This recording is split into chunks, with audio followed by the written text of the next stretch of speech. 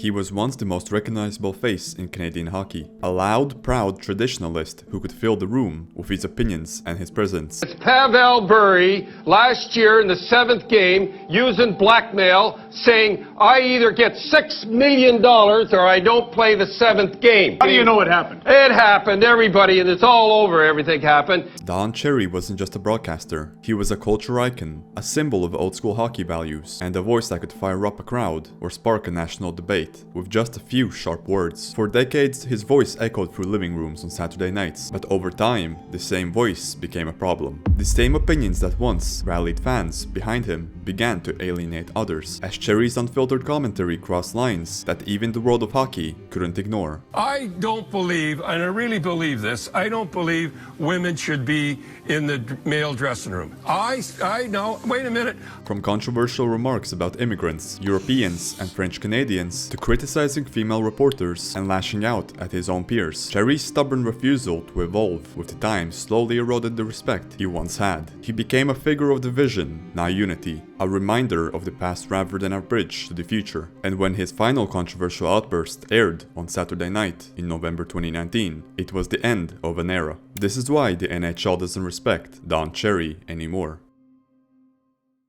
Cherry's first major brush with accusations of bigotry came in 1989, when asked about Winnipeg Jets assistant coach Alpo Suhonen, a Finn with an unusual first name. Cherry couldn't resist a cheap joke. "Alpo, isn't that a dog food?" he said on air. The remark drew immediate condemnation for its disrespectful tone. Jets owner Barry Schenkrow blasted Cherry as a racist and even threatened legal action over the insult. Cherry brushed off at the time, even acknowledging the incident on a live Finnish TV broadcast, which Alpo was actually watching. What do you think about Alpo Suhonen? I've heard that you called him dog food. Dog food, Alpo Suhonen. No, I like him. He's a good guy. And I like him. He is really a good guy, and he doesn't get mad at all. But what happened was that we had, and down the States, there is a dog food called Alpo.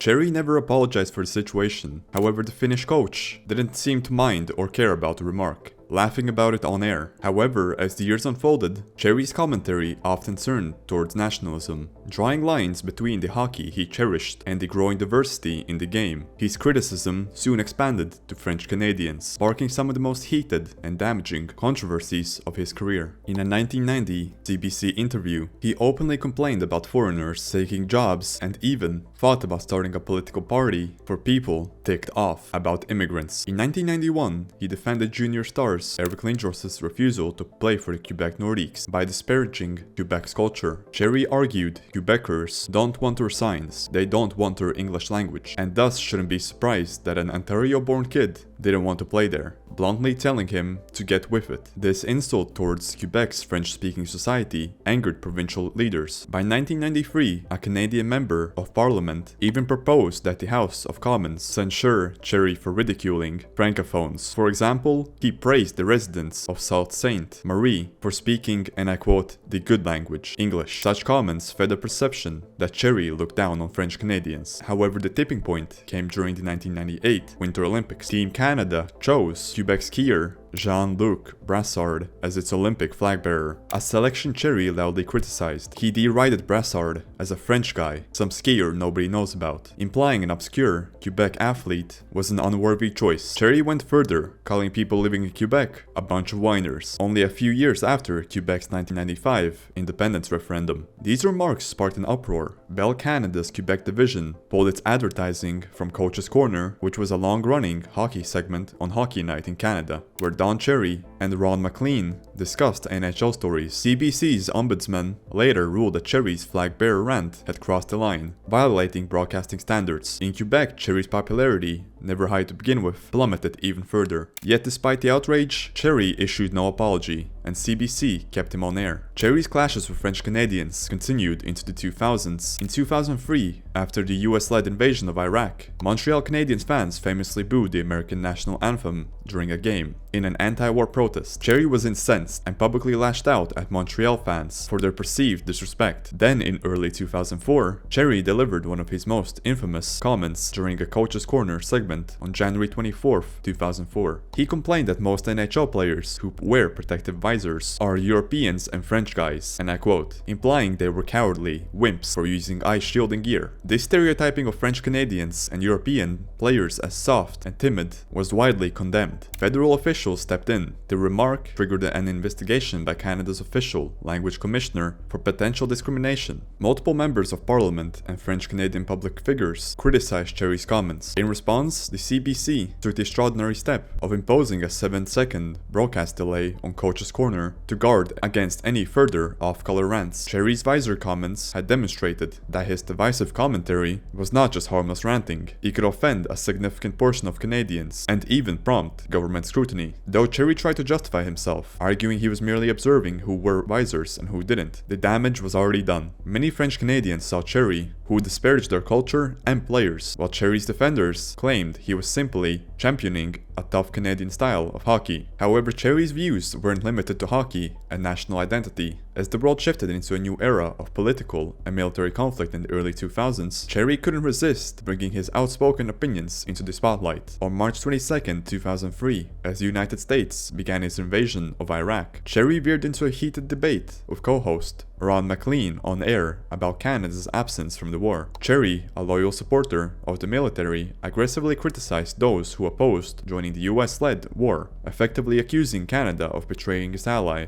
MacLean pushed back diplomatically, but Cherry grew combative. At one point, he castigated left-wing bleeding hearts, a dismissive term used by Cherry to criticize liberals as overly emotional, naive, and weak on issues like military action. The reaction was immediate and unprecedented. Viewers flooded the CBC with complaints. Over 1,500 complaints were lodged in the aftermath of Cherry's war tirade. Many Canadians were outraged that a hockey broadcast was used to deliver what they viewed as a pro-war rant, insulting those who had different views. Notably, Cherry's outrage in this segment extended to French Canadians as well. During the debate, he singled out Quebec for lacking support of the war. This only widened the backlash. The Canadian Broadcast Standards Council was overwhelmed by the volume of complaints, to the point that its systems were at capacity and they temporarily could not accept more. Faced with this firestorm, CBC took rare action. According to reports, the network deleted the offending Coach's Corner segment from its online archives in an attempt to distance itself from the controversy. It was highly unusual for CBC to censor its own content, underscoring how far Cherry had overstepped. Internally, discussions were held about Cherry's future. For the first time, the veteran broadcaster's job security was called into question in public forums. Media outlets and commentators criticized Cherry for turning a hockey intermission into a politic battlefield. Cherry, however, did not apologize about his war stance. He argued that he was merely supporting Canadian-American troops, a position he felt was patriotic. CBC ultimately allowed him to stay on, but the 2003 incident became a serious blemish on Cherry's records. Many fans began to feel that Cherry had become an out-of-control figure, using his platform for personal agendas. Another recurring source of controversy, contributing to Cherry's gradual loss of respect in many circles, was his outspoken disdain for European players in Canadian hockey. Throughout his career, Cherry frequently called out European and Russian players as less tough, less committed, or less Canadian in their style of play. And it was not confined just to words, it was also evident in his actions as a team executive. In 1998, Cherry became a founding co-owner of the Ontario Hockey League's Mississauga Ice Dogs junior team, in which he imposed a controversial roster policy. For the club's first 3 seasons, Cherry refused to allow any Europeans on the team,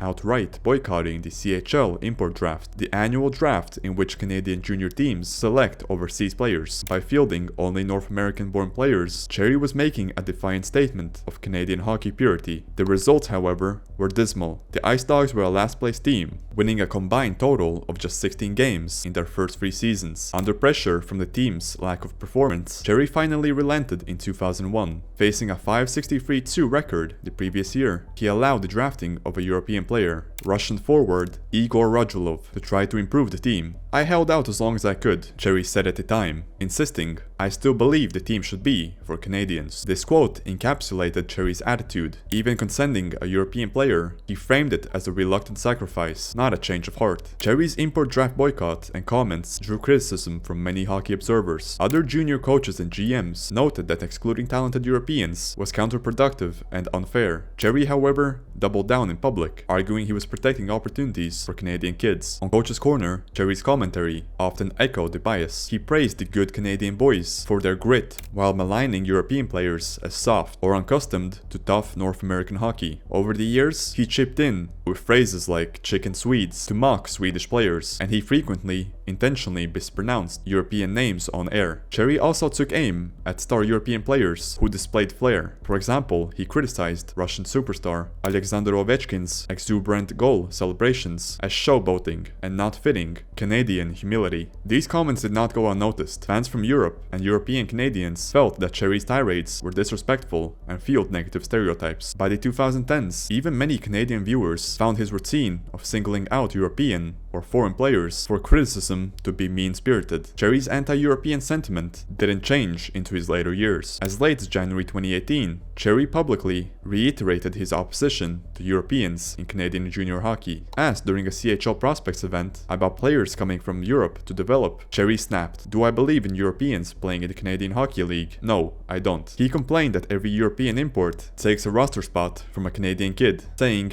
"No matter how you cut it, there's a Canadian kid not playing when Europeans are brought over." He noted he was supposed to say, "Yes, we're a wonderful country and we accept everyone," but made clear he disagreed. Such remarks in 2018 drew backlash on social media and sports talk shows. Many pointed out that Cherry was clinging onto anachronistic views in an era when hockey is a global sport, and many European players are among the NHL's biggest stars. Cherry continued to stir controversy with his trademark, unfiltered style, but as hockey culture evolved, so did the scrutiny on its most controversial defender. When former NHL enforcers began speaking out about the dark side of fighting, Cherry couldn't help but lash out, this time against his own kind. Don Cherry's glorification of hockey violence reached a boiling point in October 2011, when he went on to attack against former NHL enforcers who had spoken out about the dangers of fighting. The context was grim. In summer 2011, three NHL tough guys, Derek Bugard, Rick Ripien, and Wade Belak, had died tragically, shining a spotlight on the toll that the years of on-ice fights and related substance abuse could take on players. In the wake of these deaths, some retired enforcers began publicly questioning whether the fighting in hockey had contributed to issues like depression and addiction. Three such ex-players were Hugh Grimson, Chris Nillen, and Jim Thompson. They suggested that the NHL should look at the role of fighting and how it might harm players' health. Cherry, a lifelong defender of fighting as an essential part of Canada's game, did not take kindly to their change of heart. On the first Coach's Corner segment of the new season, on October 6, 2011, he blasted the players in an unusually personal rant. Cherry accused the trio, all who had long careers as feared fighters, of being hypocrites for speaking against fighting,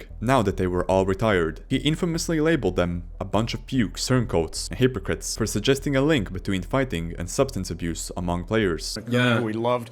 But your brethren, Don, obviously it started with Derek Bugard, Rick Rippon, and Wade Belak. The feeling was that in all three cases there's a connection that they were dealing with demons caused by their... Is that ridiculous? I'll tell you one thing there. You people that are against fighting, you should be ashamed of yourself. You took advantage of that to make your point on fighting. You should be ashamed of yourself doing something like that. I did a little research.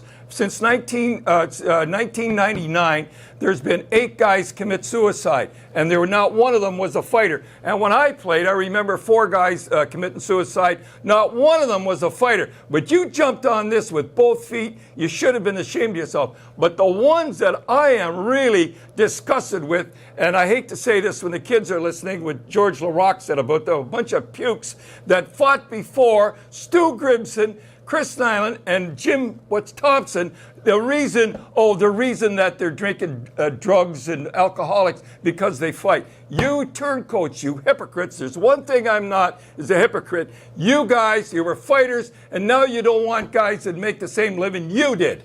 He implied that these former enforcers were betraying the very code of toughness that had defined their careers, saying they had took advantage of the tragic deaths to push an anti-fighting agenda. The backlash to Cherry's rant was immediate and fierce. For perhaps the first time, Cherry's rants were directed towards specific named individuals, and fellow NHL veterans at that, which many in the hockey community found disrespectful. The three players released a joint statement, calling Cherry's comments vicious and defamatory, and all three indicated they were considering legal action against Cherry and the CBC. Nillen, a former Montreal Canadian enforcer, said Cherry had crossed the line by attacking their character. Public reaction was largely negative as well, while some hardcore Rock'em Sock'em fans agreed with Cherry's defensive ideation of fighting. Many Canadians were disgusted that he would call former players pukes on national TV for voicing health concerns. The CBC once again reportedly received hundreds of complaints over this segment, further adding to the network's headaches with Cherry. Under a threat of a lawsuit and mounting criticism, Don Cherry was forced into a rare retreat. He initially dug in, declining to apologize in the weeks following the broadcast, but as the controversy grew, the pressure on CBC and Cherry intensified. On October 15, 2011, Cherry issued a public apology during Coach's Corner, an almost unprecedented move for him. He admitted, "I've got to admit, I was wrong on a lot of things. I threw them under the bus, and I'm sorry, and I really am." He clarified that Grimson and Nillen had never actually said their drug or alcohol problems were caused by being enforcers, nor did they flat out call for a fighting ban, points Cherry wrongly attributed to them. "I was wrong on that, 100% wrong, and when you're wrong,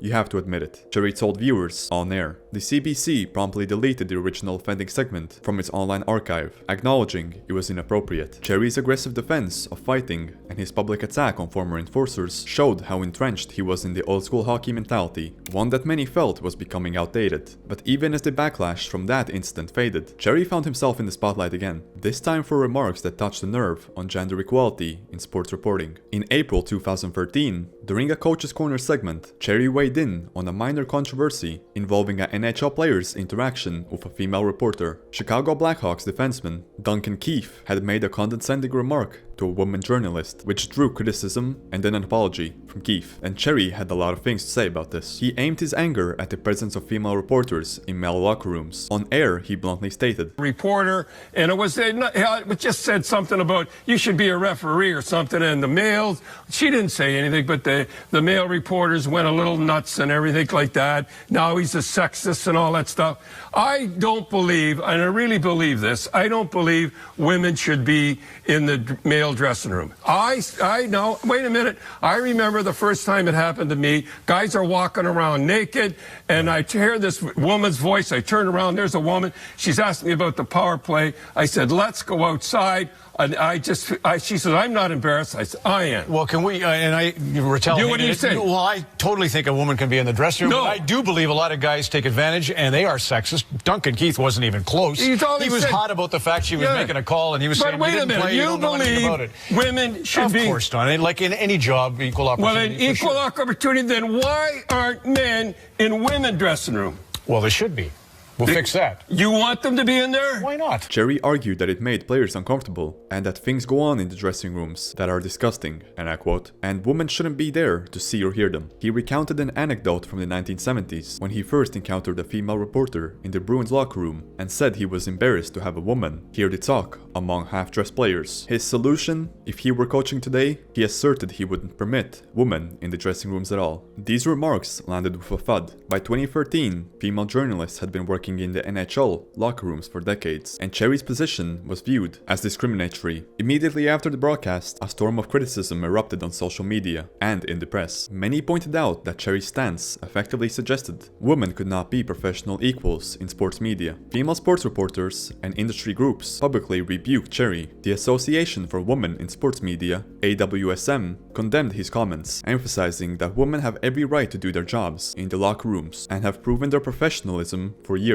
Notable female Canadian journalists such as CBC's Andy Petrillo and Sportsnet's Sassy Campbell-Pascal, herself a former hockey player, voiced disappointment with Cherry's attitude. Some male colleagues also disagreed on air. Ron McLean, sitting next to Cherry, gently objected in real time, noting that locker rooms were a workplace and the equal access for reporters is the norm. Cherry, however, cut him off and doubled down. "I don't care what it is. I don't think women should be there." Cherry was accused of clinging to a 1970s mentality that had no place in modern hockey, There were calls for CBC to discipline him, or at least force an apology. Notably, the CBC did issue a statement saying Cherry's opinions were his own and did not reflect on the broadcaster themselves, but management chose not to punish Cherry for the incident. Cherry himself did not apologize as well. In fact, the following week, he doubled down on his stance. He claimed he was speaking from concern for women's comfort and safety, but few were convinced. The controversy gradually died down, but it added to the list of mounting evidence against Cherry in the court of public opinion. However, his reputation as a stubborn defender of traditional hockey values only grew more controversial. In the years that followed, his disdain for changing the face of hockey, and this time it was players having fun, taking aim at an entire NHL team for celebrating too much. During the 2018 to 2019 season, Cherry targeted the Carolina Hurricanes for daring to have a little too much fun. The Hurricanes had introduced a lighthearted storm surge celebration after home wins, where players would stay on the ice to perform playful team antics for their fans. These post-victory celebrations included skits like the team playing Duck Duck Goose at the center of the ice, or other goofy antics to entertain the crowd. And the Carolina crowd loved it, and the videos went viral as a feel-good story in hockey. But Don Cherry was not amused. On February 16, 2019, during Coach's Corner, Cherry unloaded on the Hurricanes. Waving his finger, he went on yet another rant. So why are you mad at Carolina? All right, now let's listen. This is the National Hockey League. Brendan Moore is a good coach. These guys, to me, are jerks. You have to do this in the National. They're still not drawn. This is to me, and I'll tell you one thing, they better not do this in the playoffs. What I don't understand is Brendan Moore is a street shooter. He always was. This is a joke. The rest of the guys, young men expressing themselves for joy of winning. You don't do this thing in the net. It's professional hockey. What are these guys, the jerks or something? And I'll tell you one thing, they do this in the playoffs, making fun of the other team. But nobody's out on the ice. The game's over. I admit, I always liked your theory of when you celebrate when you win only. That's why you liked Muhammad Ali, whereas Sugar Ray Leonard did the before. shuffle. Now, you don't, if you want to do it before. But that is absolutely ridiculous. I know the rest of the people. I know all the broadcasters and everything are afraid to say something like that. They're jerks doing it. We kind of like it. I know you. You look at the weatherman. You know what I mean? I know what I'm talking about. You never do anything like that. They're still not drawn. They're a bunch of jerks as far as I'm concerned. Imagine.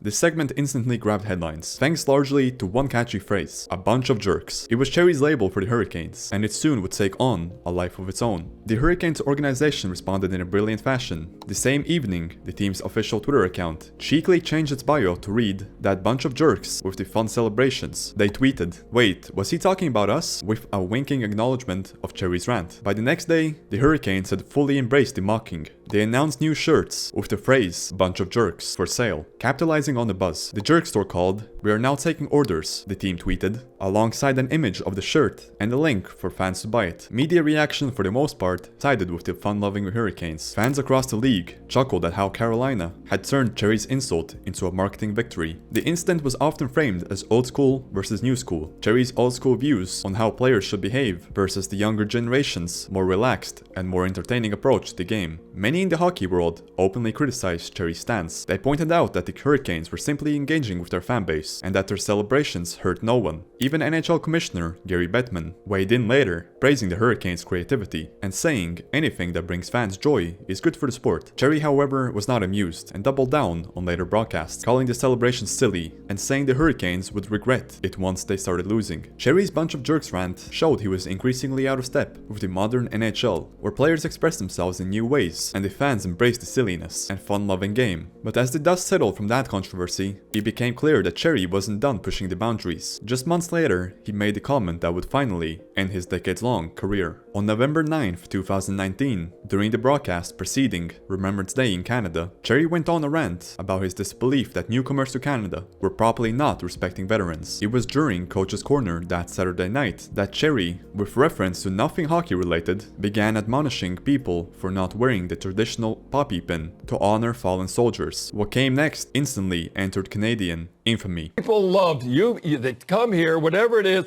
You love our way of life. You love our milk and honey. At least you could pay a couple of bucks for poppies or something like that. These guys pay for your way of life that you enjoy in Canada. These guys paid the biggest price. Anyhow, I'm going to run it again for you great people and good Canadians that bought a poppy. I'm still going to run it anyhow. Love you for it. In his delivery, Cherry specifically emphasized "you people that come here," leaving little doubt he was signaling out immigrants for enjoying Canada's freedoms without what he deemed sufficient gratitude. Cherry's tone was angry and accusatory, painting a picture of masses of immigrants failing to appreciate Canadian soldiers' sacrifices. The backlash was immediate and intense. Within minutes, social media lit up with condemnation. Many viewers, immigrants, non-immigrants alike, found the remarks appalling, especially the term "you people." By the next day, clips of Cherry's rants had gone viral internationally, and the outcry only grew. Prominent figures from politicians to media personalities denounced Cherry's comments as decisive and racist. The Royal Canadian Legion, which distributes poppies, publicly rejected Cherry's statements, emphasizing that poppy wearing is for everyone and should never be used to target shame on specific groups. The NHL issued a statement, distancing itself from Cherry's offensive remarks. Even Cherry's longtime employer and broadcasting partner responded swiftly. Sportsnet, which by 2019 produced Hockey Night in Canada, apologized the very next day and said Cherry's comments do not represent our values. Ron MacLean, who had been beside Cherry on air giving a thumbs up during the rant, faced a firestorm of criticism for appearing to approve the remarks. The next evening, MacLean made a sober on-air apology, calling Cherry's words hurtful, discriminatory, which were flat out wrong, and stating,